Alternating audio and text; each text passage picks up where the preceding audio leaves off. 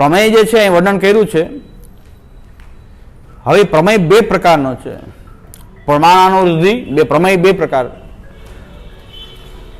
પ્રમાણાનુરોધી સ્વતંત્રંચ ઇતિ આદ્યમ નિરૂપ્યતે. એક પ્રમાણ અનુરોધી પ્રમેય છે, એક સ્વતંત્ર પ્રમેય છે.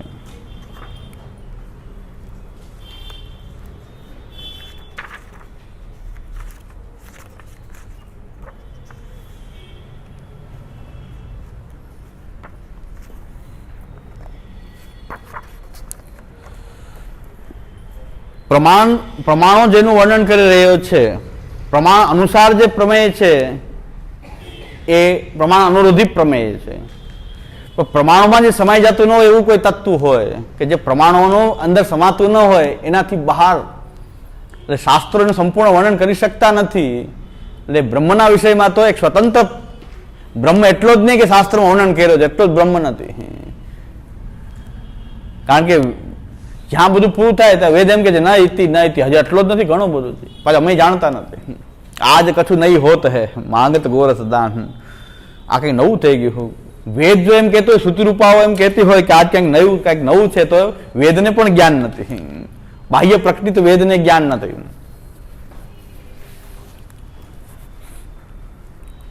ક્વચિત બ્રહ્માંડ ઉદંબરે મસકવ સ્થિતા સ્વગતિમ ન જાનંતી કુતો વા ભગવદ ગતિમ. શ્રી મહાપ્રભુજી આજ્ઞા કરે. બ્રહ્માંડ ઉદંબર જે છે, આખું આ બ્રહ્માંડ રૂપ ઉદંબર એક ફળ, મોટું કોળા જેવું ફળ હોય, એમાં અંદર જીવાત, અસંખ્ય જીવાત એમાં લાગી ગઈ હોય. અંદર બહુ ઝીણી ઝીણી જીવાત આખમાં વ્યાપ્ત થઈ ગઈ હોય.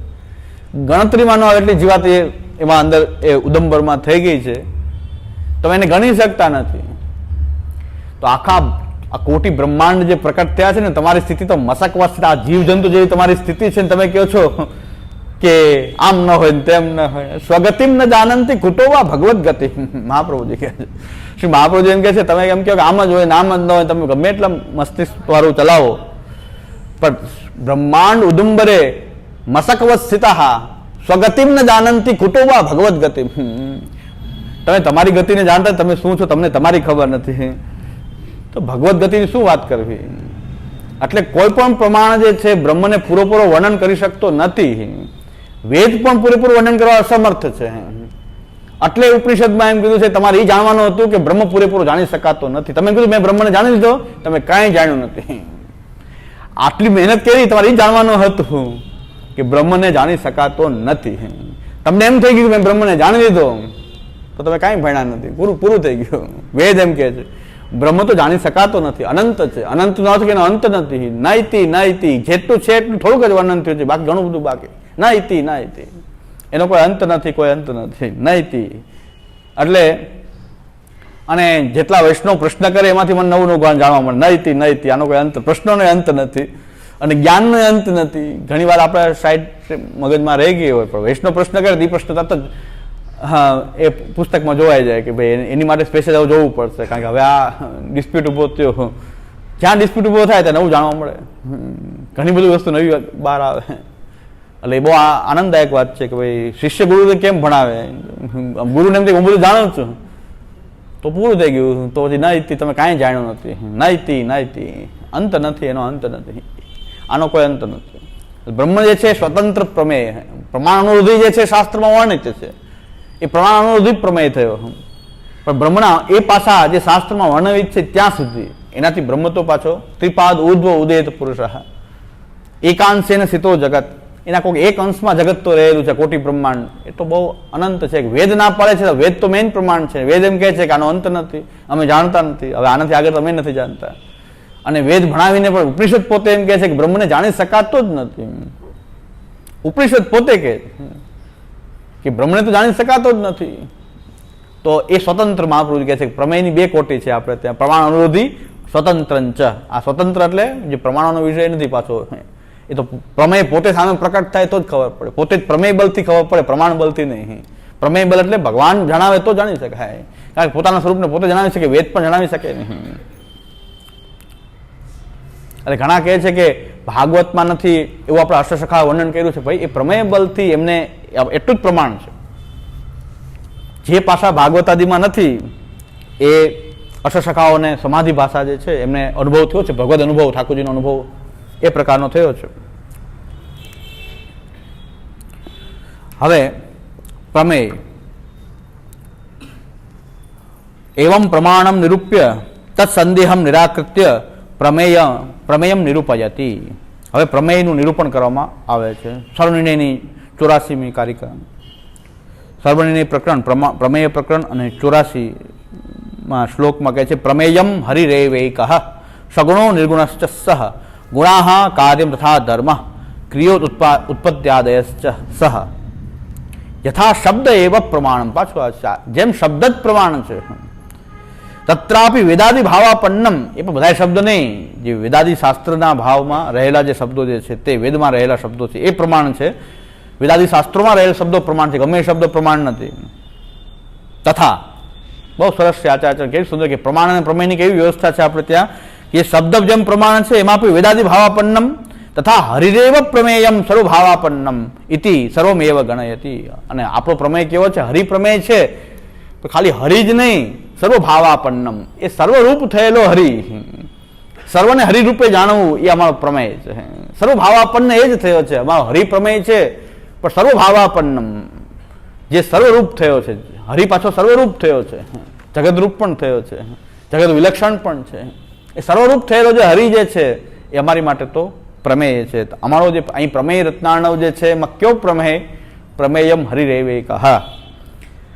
અને હરિરેવ પ્રમેયમ સર્વભાવાપન્નમ, હરિ જ પ્રમેય છે પણ સર્વભાવાપન્નમ, એટલે પ્રપંચ વિવેકથી શરૂઆત થાય છે. સર્વભાવાપન્નમ હરિ જે છે એ પ્રમેય છે આપણો. એટલે પ્રમેય વિશે શ્રી આચાર્યચરણ એ આજ્ઞા કરી રહ્યા છે. પ્રમેયની પાછી 3 કોટી છે. પ્રમેયની 3 કોટી છે. તો સ્વરૂપ કોટી, કારણ કોટી, કાર્ય કોટી, એ પ્રમેયની પાછી 3 કોટી છે. સ્વરૂપ જે છે બ્રહ્મ, એ હરિનું જે સ્વરૂપ જે છે એ સ્વરૂપમાં રહેલો અક્ષર બ્રહ્મ, અક્ષર બ્રહ્મની અંદર અક્ષરાત્મક જે કાલ કર્મ સ્વભાવ આદિ, આ સ્વરૂપ કોટી છે. પ્રમેયની 3 કોટી થઈ, સ્વરૂપ કોટી, કારણ કોટી, કાર્ય કોટી. સ્વરૂપ એટલે કે જે બ્રહ્મનું સ્વરૂપ જે છે, બ્રહ્મનું સ્વરૂપ કેવું છે? સાકાર બ્રહ્મ છે. સાકાર બ્રહ્મ એટલે નિરાકાર સાકાર ઉભય, પરિચ્છિન્ન અપરિચ્છિન્ન ઉભય, એટલે વિરુદ્ધ ધર્માશ્રય. વિરુદ્ધ ધર્માશ્રય જે છે એનું સ્વરૂપ જ છે. તો એટલે એના ચરણારવિંદમાં જે અક્ષર છે અને અવિચ્છિન્નતા તિષ્ઠતી, અક્ષર અને બ્રહ્મ પરબ્રહ્મ પરમાત્મા અલગ નથી હોતો. અક્ષર એના ચરણાશ્રિત અક્ષર છે. અક્ષર તો ચરણ રૂપ હોવાથી, અને સાકાર બ્રહ્મ જે છે, સાકાર શબ્દથી પુરુષોત્તમ, બ્રહ્મ શબ્દથી અક્ષર બ્રહ્મ, એ બે જે છે એક જ સ્વરૂપ જે છે. અને અક્ષરના જે સ્વરૂપ જે છે કાલ કર્મ અને સ્વભાવ, એ પણ અક્ષરાત્મક છે. એટલે એ સ્વરૂપ કોટી છે. એ સ્વરૂપ કોટી છે. કારણ કોટી 28 તત્વો જે પ્રકટ થાય છે એ કારણ કોટી છે. સૃષ્ટિ ઉત્પન્ન કરતા પહેલા જે 28 તત્વો પ્રકટ થાય છે, 28 તત્વો જે છે એ પ્રકટ થાય છે કે પ્રકૃતિ, પુરુષ, સત્વ રજ તમ ગુણ, 5 જ્ઞાનેન્દ્રિય, 5 કર્મેન્દ્રિય, મન, મહત્તત્વ, અહંકાર, પંચ મહાભૂત, પંચ તન્માત્રા. આ જે 28 તત્વો જે છે એ પણ હરિ આ 28 તત્વોનું રૂપ ધારણ કરે છે. અમે દરેક રીતે હરિ સર્વભાવાપન્નમ પ્રમેયમ, પ્રમેયમ હરિ સર્વભાવાપન્નમ, સર્વભાવને પ્રાપ્ત થાય. 28 તત્વો બ્રહ્મથી અલગ નથી. આ હરિ આ 28 તત્વ રૂપ બને. સાકાર બ્રહ્મ જ આ 28 તત્વાત્મક રૂપ પણ એનું જ છે. એ તદાત્મ્યમ ઇદમ સર્વમ તત્સત્યમ. એટલે આ 28 તત્વો પણ અલગ નથી બ્રહ્મથી, એ કારણ કોટી છે. કારણ કાર્ય પ્રકટ કરતા પહેલા જે કારણ રૂપથી જે 28 તત્વો પ્રકટ થઈ, કારણ કોટી થઈ, અને પછી એમાંથી જે પ્રકટ થતા ઘટપટ આદિ બધા અનંત કાર્યો જે છે એની કોઈ ગણના નથી, એટલા કાર્ય એમાંથી પ્રકટ થાય છે. એ બધા જ કાર્ય જે છે એ કાર્યકોટીમાં આવતું છે. એની ગણના નથી. કાર્યકોટીની પાછી ગણના નથી. અનંત કાર્ય પ્રકટ થઈ, કેટલા બધા કાર્યો પ્રકટ થઈ જાય, ગણના ન થઈ શકે. તો આ પ્રમેયની આપણે 3 કોટી છે. 3 કોટી બાજુ બ્રહ્માત્મક છે એ જાણવાનું છે. એ પ્રમેય શબ્દથી અહીં નિરૂપિત થાય છે. પ્રમેયમ, પ્રમેય રત્નાર્ણવ. એ પ્રમેય રત્નાર્ણવથી કેને પ્રમેય કહી રહ્યા છીએ આપણે? આ ત્રણેય કોટીનો પણ ત્યાં વિચાર આપણે કરવો જોઈએ. ત્રણેય કોટીનો જે પ્રમેયની 3 કોટી છે એ ત્રણેયનો વિચાર આપણે કરીએ છીએ. અને શ્રી આચાર્યચરણે જે આજ્ઞા કરી છે કે પ્રમેયની પાસે 2 મુખ્ય છે, પ્રમાણાનુરોધી અને સ્વતંત્ર. હવે પ્રમાણાનુરોધી જે છે એ પ્રમાણાનુરોધી જે છે પ્રમેય જે છે એનો જ અહીં વિચાર પ્રમેય તરીકે કરવામાં આવી રહ્યો છે. કારણ કે જે શાસ્ત્રોમાં બતાવેલા છે એનો જ અહીં વિચાર થઈ રહ્યો છે. શાસ્ત્રથી અતિરિક્ત જે છે એ તો પ્રમાણનો વિષય જ નથી. એટલે અહીં જે પ્રમેય રત્નાણવ છે એ પ્રમેય રત્નાણવ કેવું છે? કારણ કે લાલુ ભટ્ટજી પોતે એવી પ્રસ્તાવનામાં એમ આજ્ઞા કરે છે. એટલે હું કહું છું બ્રહ્મના એંગલથી જો તો સ્વતંત્રનો પણ વર્ણન થઈ જ જાય છે, પણ અહીં જે વ્યાખ્યા થઈ રહી છે પ્રમાણાનુરોધી, પ્રમાણના આધારે જે વ્યાખ્યા થઈ રહી છે, એટલે આધારે વ્યાખ્યા થઈ રહી છે, તો એ પ્રમેય રત્નાણવ જે ગ્રંથ જે છે એમાં પ્રમેય શબ્દથી આપણે પ્રમાણાનુરોધી પ્રમેય જે છે એ લેવો જોઈએ. આ લાલુ ભટ્ટજીનો પોતાનો જે ગ્રંથકારનો મત છે. એટલે સ્વતંત્ર હું લેતો નથી. કારણ કે સ્વતંત્ર કેમ નહીં, હરિ તો લીધા છે તો હરિ સ્વતંત્ર પણ લાલુ ભટ્ટજી શું બતાવવા માંગે છે એ છે. હવે આપણે પ્રમેય રત્નાણવનું મંગલાચરણ કરી લઈએ. મંગલાચરણમાંથી આપણને અનુબંધ ચતુષ્ટય પ્રાપ્ત થશે. મંગલાચરણ જોશું, થોડીક પ્રસ્તાવના જોશું તો આપણે અનુબંધ ચતુષ્ટય બહાર આવી જશે. આ 5:15 જ વાગે છે એટલે મારું કે યથાર્થ અનુભવ નથી થઈ રહ્યો. આ પ્રમાણ છે, ઘડિયાળ કાળ જોવા માટે પ્રમાણ છે, પણ અત્યારે યથાર્થ અનુભવ પ્રમાણ નથી થઈ રહી. પ્રમાણ યથાર્થ અનુભવ નથી થઈ રહ્યો. ક્યારેક એમાં દ્રષ્ટિમાં 5:15 જ કેમ થાય છે? 2 વાર દ્રષ્ટિ પહેલા ઘણી વાર છે એમ થયું કે 5:15 જ થાય છે.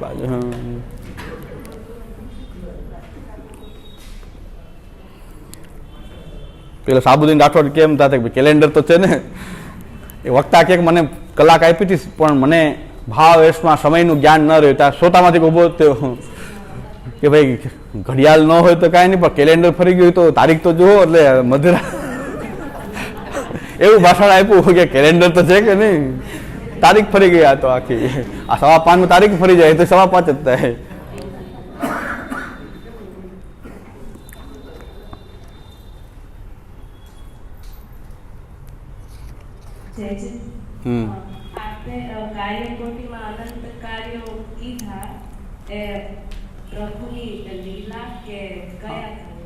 આ લીલા બધું આવી જશે. 3 પ્રકારના કાર્યકોટીમાં તો પછી ભગવાને લીલાર્થ હોવાને કારણે તો કાર્યકોટીમાં પોતે પરિણત થયો છે. બ્રહ્મના એંગલથી લીલા, આપણા એંગલથી આ બધું જે કંઈ પ્રકટ થયું છે એના કાર્યરૂપ પ્રકટ, જે કંઈ પ્રકટ થયું છે એ કાર્યરૂપે પ્રકટ થયું. હા, જગત કઈ વાંધો નહીં, જગત પણ એક કાર્ય છે. હા, જગત જગતની અંદર રહેલા બધા જ અનંત કાર્ય થઈ જાય ને. ઘટ પટાદી અનેક કાર્ય છે. હા, થઈ શકે. હા, લીલા સ્થળી માની લે, અધિષ્ઠાન. બ્રહ્મના કોન્ટેક્સ્ટથી લીલા છે. બ્રહ્મ માટે તો આ કાર્ય રૂપ થવું લીલા છે. આપણે એના ભાગ કરીને જોઈ રહ્યા છે કે કાર્ય છે, આ કારણ છે. પણ બ્રહ્મના એંગલથી તો બધું બ્રહ્માત્મક છે ને, બધું એ જ બની ગયો છે. પણ આપણા એંગલથી આ કાર્ય છે. આપણે અલગ અલગ પાર્ટ પાડીએ છીએ, આ કારણ ને કાર્ય, એ તો આપણા એંગલથી પાડી રહ્યા છીએ. બ્રહ્મના એંગલથી બધું બ્રહ્માત્મક છે. એનો અહંકાર બહુ મોટો છે, બધું હું જ છું. બ્રહ્મનો અહંકારમાં આપણો અહંકાર ભળી જવો જોઈએ. એના સ્વતંત્ર અહંકાર કરીને દોષરૂપ છે. બ્રહ્માત્મક અહંકાર જે છે એ દોષરૂપ નથી. કારણ કે એના અહંકારમાં આપણો અહંકાર ઓગળી જવો જોઈએ કે હું એનો અંશ છું, એમાં ઓગળી જવું. એટલો મોટો અહંકાર છે, કારણ કે એનો અહંકાર એવડો મોટો છે, બધું હું જ છું. એના સિવાય તો કંઈ છે જ નહીં. બધા એમ જ માને છે કે હું જ છું. આપણા રૂપે બ્રહ્મ તો એમ કહેતા હતા કે હું જ છું. આપણો અહંકાર છૂટો અહંકાર છે એ દોષરૂપ છે કે હું કાંઈક છું. મહાપુરુષ કહે છે કે મસકવ સ્થિતા સ્વગતિ ન જાનંતી કુટુંબા ભગવત ગતિમ. સ્વગતિમ, તમારી શું ગતિ છે તમને ખબર નથી. તમે કોણ છો, ક્યાં જવાના છો, શું છે કાંઈ ખબર નથી. ક્યાંથી આવ્યા છો કાંઈ ખબર નથી. ક્યાં જાશો એ ખબર નથી. તો સ્વગતિમ ન જાનંતી કુટુંબા ભગવત ગતિમ. ભગવાનની ગતિની તમે શું વાત કરો છો?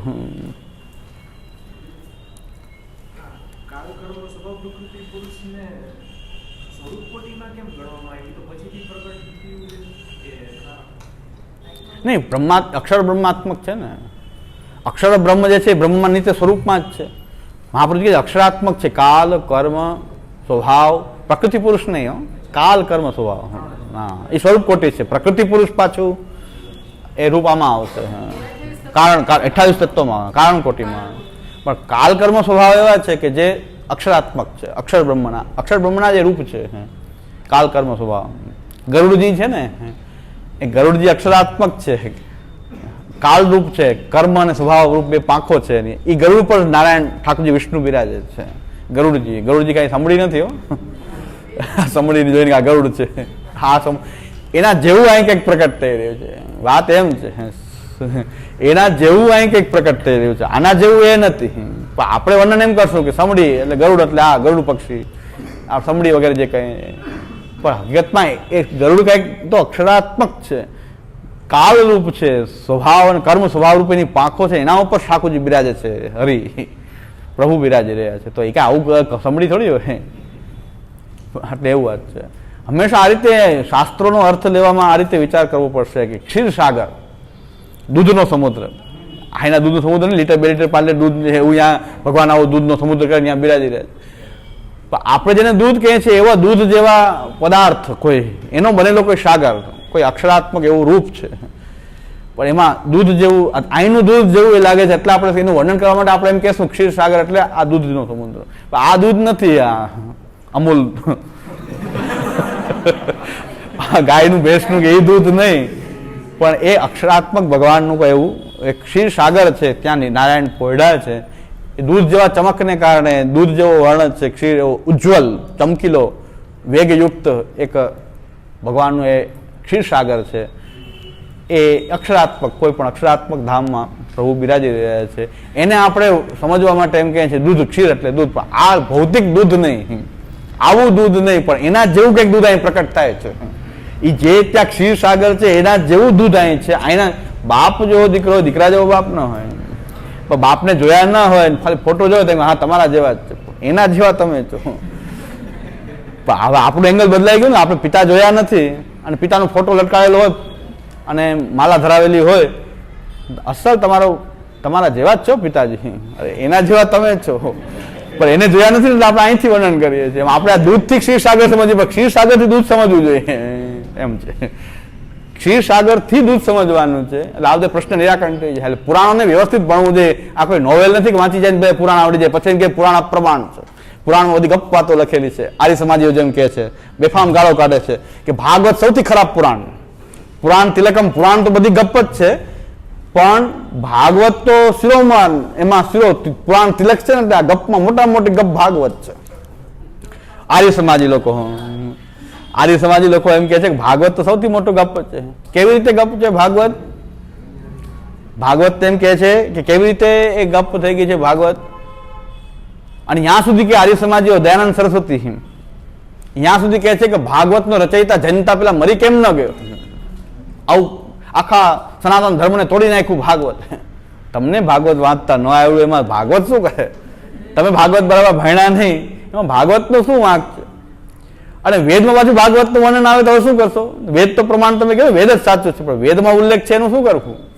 ભાગવતની જે કથાઓ જે છે એનું વર્ણન વેદમાં છે, વૃત્રાસુરનું વર્ણન છે. તો ભાગવત અને વેદ વચ્ચે કોઈ ડિફરન્સ છે જ નહીં. પણ તમને આવડ્યું નથી, તમે નોવેલની જેમ વાંચ્યું, એ પુસ્તક લઈને બેસી ભાઈ ગુરુમુખથી, પરંપરાથી, એ એક શાસ્ત્ર છે, શાસ્ત્ર એમને બેસીને વાંચી જવાથી નથી આવડતું. એના માટે ગુરુ પરંપરા આવશ્યક છે. અને પુરાણના જેને પુરાણોનો ખૂબ વિચાર કર્યો છે એ બધા આચાર્ય તમે મૂર્ખ કયો છો? દયાનંદ સરસ્વતી સિવાય બધા આચાર્યો મૂર્ખ હતા, અંધશ્રદ્ધા ફેલાવનારા હતા. તો આ રીતે છે ને, આ ઘણા યુટ્યુબમાં આર્ય સમાજીઓની ઘણી બધી ચેનલો આવતી, એમાં આવું લેખા જ કરતા હોય છે. પણ હું એક સ્વધર્મ માનીને કોમેન્ટ નીચે મારી જ દઉં, એકને એક કોમેન્ટ તો લખી જ દઉં, કાંઈક તો બોલશે ને, પણ કદી સામે બોલતા નથી. એ તમારું રીતે ચલાવી રાખો. પણ અમે નીચે પછી મેં કીધું આપણો સ્વધર્મ છે, આ ગાળાગાળી કરે છે, પુરાણને ગાળ દે, ભાગવતને ગાળ દે, આચાર્યોને કે આમ છે, આચાર્ય બધા અંધશ્રદ્ધા ફેલાવી, ફલાણું દીકરું, બધા શંકરાચાર્યથી લઈને બધા ખોટા, દયાનંદ સરસ્વતી સત્ય છે. તો આખા સનાતન ધર્મ તોડવાનું કામ કોણ કરી રહ્યા છે? એ તમે કરી રહ્યા છો. કારણ કે તમે જેટલી સનાતન ધર્મની આસ્થાઓ છે, તમે મુસ્લિમોની જેમ નિર્ગુણ નિર્ધર્મક નિરાકાર બ્રહ્મ જે છે એના સિવાયના બ્રહ્મને એ પાછું શંકરાચાર્યજી કહે છે એ પણ નહીં, એવો નિરાકાર બ્રહ્મનો તમે બોધ કરી રહ્યા છો ઓમકારથી. તો ત્યાં સ્પષ્ટ છે કે તમને કોઈ તમારી પરંપરામાં કોઈ શાસ્ત્રોમાં વિશ્વાસ જ નથી અને એક મુસ્લિમોની ને ક્રિશ્ચનોએ જેમ કીધું કે મૂર્તિ હોઈ શકે નહીં, જડતા આવી જશે બ્રહ્મમાંથી, મૂર્તિ પૂજાનો તમે વિરોધ કરવા માંડ્યા. પણ સકલ જગત બ્રહ્માત્મક માનીને મૂર્તિની પૂજા થાય છે. બ્રહ્મથી અલગ કોઈ મૂર્તિ નથી. જળ પદાર્થ પણ કોણ છે? અમે તો જળ પદાર્થની બ્રહ્મ કહીએ છીએ. એ બ્રહ્માત્મક હોવાથી અને બ્રહ્મનું જ્ઞાન સર્વત્ર છે સચ્ચિદાનંદ હોવાથી, તો મૂર્તિમાં જે ઉપચાર થાય છે એનું જ્ઞાન બ્રહ્મને નથી. બ્રહ્મ બધા આકાર પ્રકટ કરી શકતો હોય, પોતાનો આકાર ન ધારણ કરી શકે? નહીં, એ તો નિરાકાર જ રહે.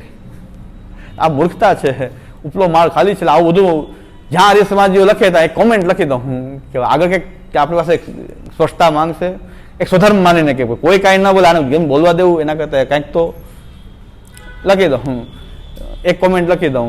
સામું જોઉં તો યુટ્યુબ જોઉં તો નકર જોઉં જ નહીં, જોઉં તો એક કોમેન્ટ લખ્યા વગર રહેવાય નહીં. આવું કંઈક ને કંઈક લખી દઉં. મને બહુ ફાવતું નથી પાછું બહુ લખતા, એટલે પછી છતાં ચલાવી દઉં. પણ આપણું સ્વધર્મ છે કે આની કંઈ બોલવું જ નહીં, એ ગમે એમ બોલ્યા કરે. આ લોકોને છૂટ થઈ ગઈ છે, શાસ્ત્રના જ્ઞાતા એક જ છે એવું એમ માને છે, અને એના દ્વારા પાછા બધા લોકોના ફોલોવર જે હોય એ લોકોને એમ થાય કે આ વાત સાચી હશે.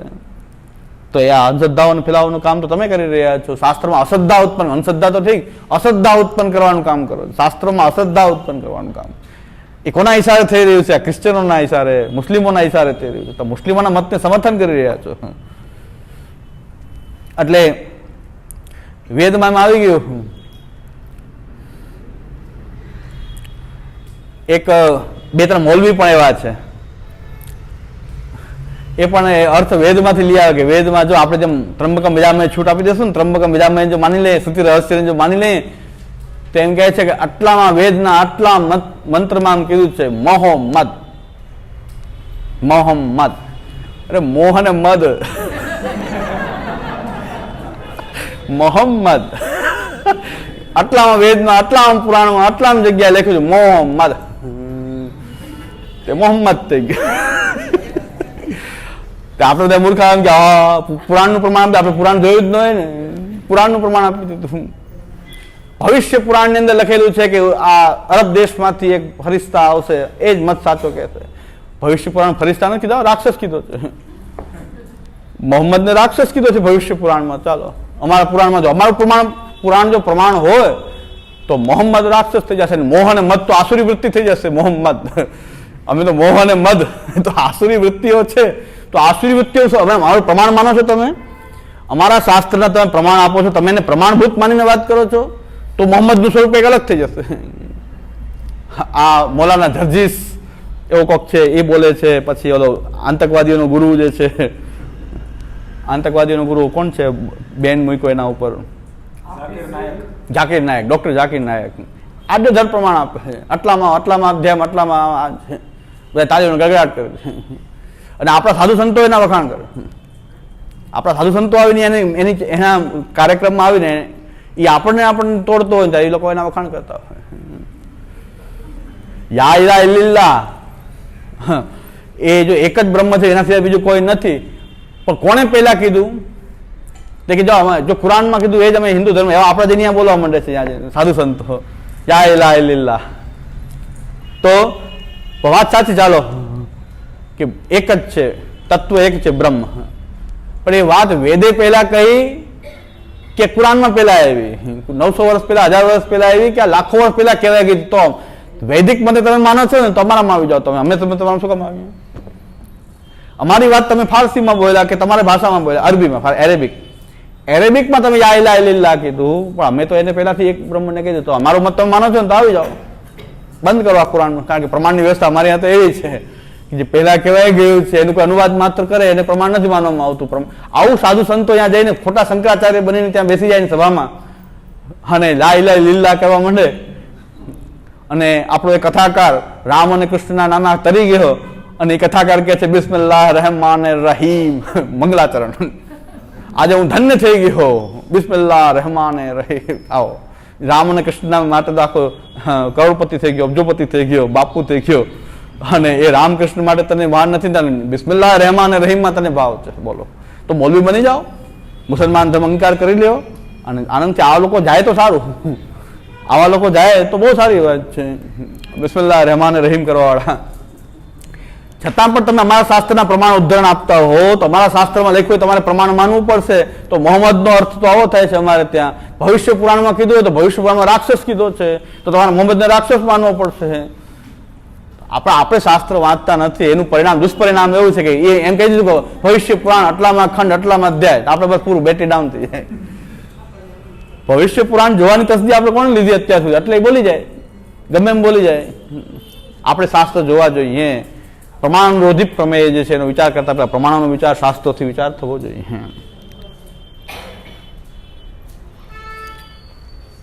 હવે આપણે મંગલાચરણ કરીએ.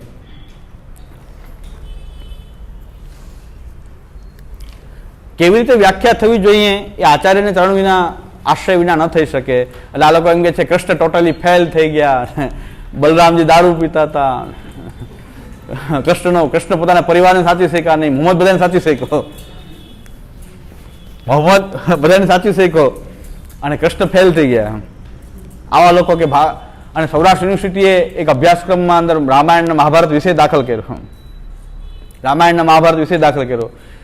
એમાં કુલપતિએ એમ કીધું કે આ વિષય નક્કી કરવા માટે આવા તજજ્ઞોની અમે સલાહ સૂચન, આવા ડાકુઓની સલાહ, બિસ્મિલ્લાહ રહેમાન, એમાં નામ બધા એના લખ્યા છે, નામ કાળી કામડી વાળા. અને પછી મને એમ કે આ તો વધારો પાછો એને કીધું માફી માંગી, કેવી રીતે માફી માંગી, જોવાની ખૂબી છે, જોવાની. જેલમાં પૂરી દેવો જોઈએ. માફી માંગી તો એવી માફી માંગી, હું અભૂત છું, હું અજ્ઞાની છું, મેં શાસ્ત્રો વાંચ્યા નથી, પણ શાસ્ત્ર પ્રવચન કરે શું કામ, મેડિકલ ડિગ્રી નથી, દવાખાનું ખોલ્યું શું કામ, પકડીને મૂકી દેવો, જેલમાં મૂકો છે કે તને આ 25 વર્ષથી આતા હવે ખબર પડી, ભોપાલ ખબર પડી, તો શાસ્ત્ર જોયું જ નથી. હું અજ્ઞાની છું, અજ્ઞાની છું તો બોલમાં, અજ્ઞાની છું શા માટે બોલે છે તું, પકડો આને, ડિગ્રી નથી ને પ્રેક્ટિસ કરી દીધી એટલા ટાઈમ સુધી, સંપત્તિ જપ્ત કરી લેવી જોઈએ અને મૂકી જેલમાં મૂકવો જોઈએ. મેડિકલ ડોક્ટર બધાને પછી એમ જ થાય કે ડિગ્રી ન હોય પ્રેક્ટિસ ચલાવતા પકડાય પછી શું થાય, જપ્ત કરવામાં આવે. આ બધાને જપ્ત કરીને પૂરી દેવા જોઈએ કે આ એક ધર્મનું ક્ષેત્ર તમને એવું મળી ગયું છે, ગમે એમ બોલાય, ગમે એની વ્યાસપીઠે બેસી જાય, ક્યાંક એના માનદંડ તો હોવા જોઈએ. તમે જ પોતે કહો છો કે મેં શાસ્ત્ર જોયા નથી, હું અજ્ઞાની છું, અવૂધ છું, માફી માંગુ છું. એટલે આ તો મગજના આંસુ રોવાની વાત છે બધી. મને એમ કે ચાલો એ તો શાસ્ત્ર જ્ઞાન કહી દઉં, હું શાસ્ત્ર જ્ઞાન નથી, હવે અબૂધ છે, જવા દે, જવા દે, ચર્ચા કરવા લાયક નથી, શાસ્ત્ર જ્ઞાન ન હોય ચર્ચા કરવા લાયક. પણ એક બ્રાહ્મણ પાસેથી અપેક્ષા આવી ન હોઈ શકે. તો અમને એમ કીધું આ કંઈક થોડું ઘણું સમજતા હશે, એને અભિપ્રાય લીધો પત્રકારોએ કે ભાઈ આવું બોલ્યા છે કથાકાર, તો તમારે શું કહેવાનું છે? તો મને એમ કીધું આ કંઈક સારું બોલશે, મને આશા હતી થોડી કે બ્રાહ્મણ છે અને એ પાછું આ ભાગવતને રામકૃષ્ણ નામે જ આ સંત થયા છે, બધા રામ અને કૃષ્ણ નામ લઈને ગુણગાન ગાઈને બધા સંત બની ગઈને કરોડો રૂપિયા બધા ભેગા કર્યા જ છે. કાંઈ વાંધો નહીં, પણ એને કંઈક તો શાસ્ત્ર જ્ઞાન હશે એવું માનું છું. તો એને કીધું બાપુ કોઈ દી ખોટું બોલે જ નહીં, ગિરરા ધરણ કીજે. આ તો એના કરતા ખરાબ. રામ અને કૃષ્ણમાં વિશ્વાસ નથી, બાપુમાં વિશ્વાસ છે. તો તમે ગિરિરાજ આ તો એના કરતા કરો, આમાં આશા રાખવા જેવું નથી. સર્વ માર્ગે નષ્ટેશું કલૌ છે કલધર્મિણી પાષણ પ્રચુરેલો. ઓકે, કૃષ્ણ એવા ગતિ. આ બ્રાહ્મણ કહેવાય. રામ અને કૃષ્ણ આરાધ્યમાં તમને અપમાન નથી લાગતું એની વાતો કહેવામાં કે ભાઈ આ શબ્દ એનાથી ખોટું બોલાવે, એટલું તો બોલવું જોઈએ. આ કોઈની ખોટું બોલે જ નહીં, અપ્રમાણ બોલે જ નહીં. હવે એ કહે છે મને જ્ઞાન નથી, તો તું એનું અનુસરણ કરનારો તો તું કેવો જ્ઞાની? આ તો મૂર્ખેશ છે, મૂર્ખા. હા, હવે મૂર્ખ ને મૂર્ખનો સંગાત મળી જાય. દારૂડિયા દારૂ ગમે ત્યાંથી ગોતી લે, દારૂડિયો હોય, ગમે દારૂ બંધી હોય એને સુગંધ આવી જાય, કાંઈ મળે છે એ ગોતી જ લે. આ તો બધા મૂર્ખોનો સંગ ભેગો થઈ ગયો અને આ બધાની સલાહ લઈને અભ્યાસક્રમ તૈયાર થશે. રામાયણ મહાભારતનો અભ્યાસક્રમ તૈયાર થશે, આ બધાની સલાહથી તૈયાર થાય છે. એમાં કમિટીમાં તજજ્ઞ કહેવાય છે આને. આપણી આ નબળાઈ છે કહેવાય કે સામાન્ય વિદ્યાર્થીઓ સારું જાણતો હશે, પુષ્ટિ માર્ગમાં સારી રીતે ભણ્યો હશે ને આપણા વિદ્યાર્થીઓ પુષ્ટિ માર્ગમાં ભણેલા વિદ્યાર્થી આના કરતા ક્યાંય સારું જાણતા હશે શાસ્ત્રને, અને આ લોકો તજજ્ઞ કહેવાય છે. અને એના સલાહ પ્રમાણે અભ્યાસક્રમ તૈયાર થાય પછી તો શું થાય? યદ્વા તદ્વા ભવિષ્યથી જે થાય તે જોવાનું.